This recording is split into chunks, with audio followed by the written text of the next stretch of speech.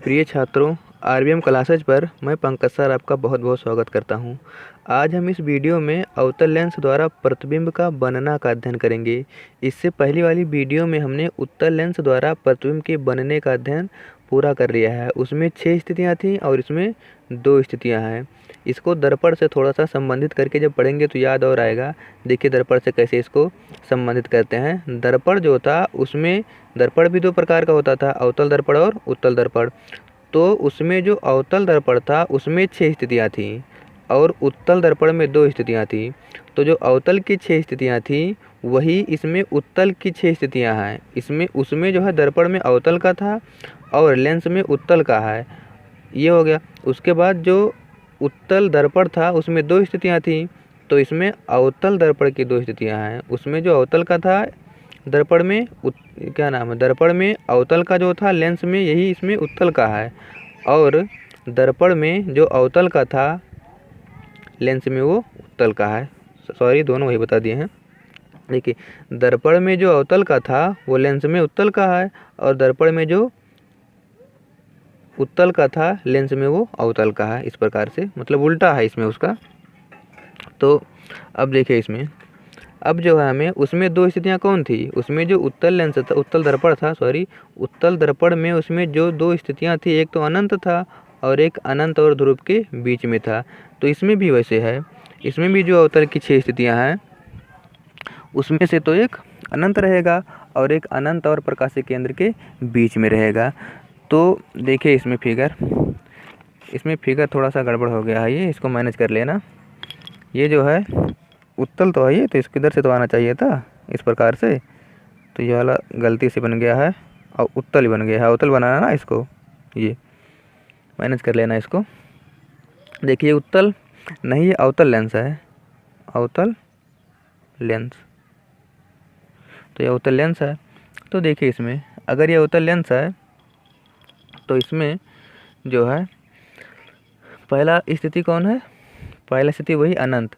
ये जो अनंत से आने वाली किरण है ये अवतल लेंस में मुख्य फोकस से होकर जाती हुई प्रतीत होती हैं। देखिए ये आया और टकराने के बाद ये ऊपर चला गया, ये भी आया और टकराने के बाद ये ऊपर चला गया, लेकिन ऐसा लगता है, ऐसा प्रतीत होता है कि ये यहीं F1 से होकर के जाती हैं।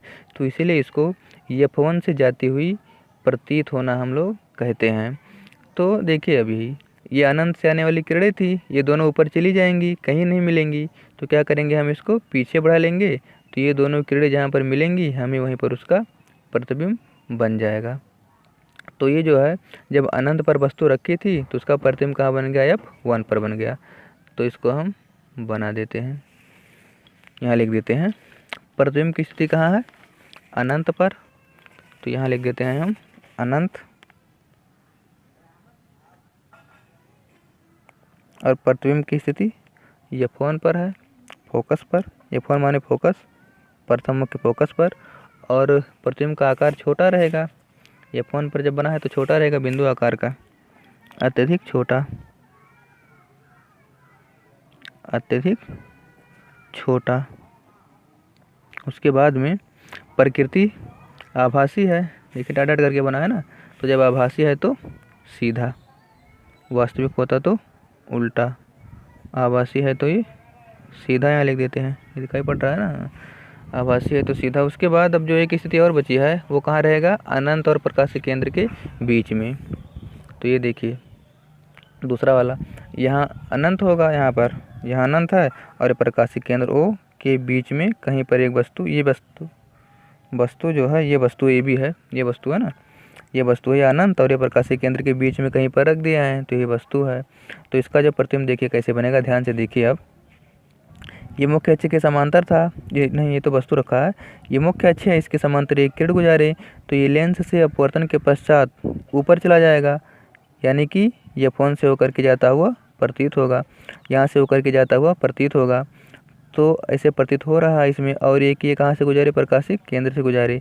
अब के इसमें प्रकाशिक केंद्र से गुजारे हैं, उसमें नहीं गुजारे थे, उसमें गुजारे थे, समझ लीजिए गुजारे हैं। देखिए यहाँ पर ये वाला O से गया था ना एक किरण, एक ये O से, यहाँ पर तो कोई वस्तु रखी नहीं है, अनंत पर रखी गई है, इसलिए हमें यहाँ ऊपर से कोई किरण नहीं आया। अनंत वाला ऐसा ऐसे ही माना जाता है कि F पर जा कर के वो मिलता है। अच्छा, तो ये जो है जो मुख्य अक्ष के समांतर था वो ऊपर चला गया, F1 से जाता हुआ प्रतीत होता है।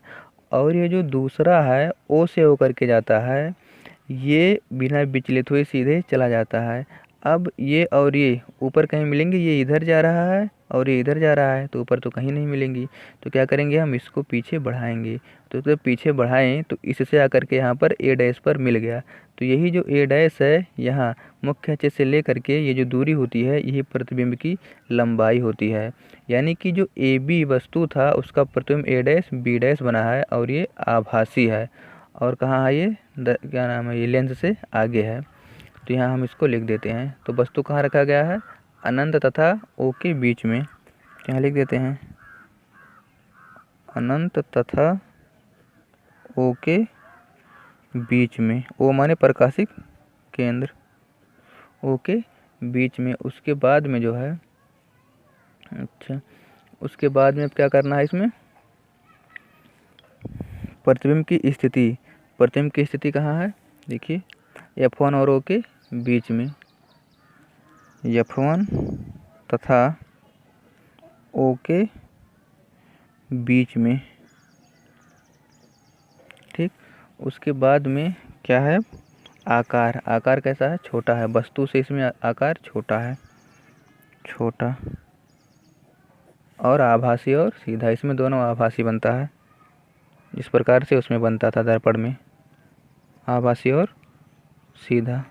आभासी रहेगा तो सीधा, तो दोनों को एक दूसरे से संबंधित करके अगर याद करोगे तो याद हो जाएगा। तो ठीक है, इस प्रकार से ये जो है पूरा ख़त्म हो गया है। और एक चीज़ और बता देते हैं कि जो पढ़ा रहे हैं हम, ये न्यू सिलेबस जो आया है उससे पढ़ा रहे हैं हम।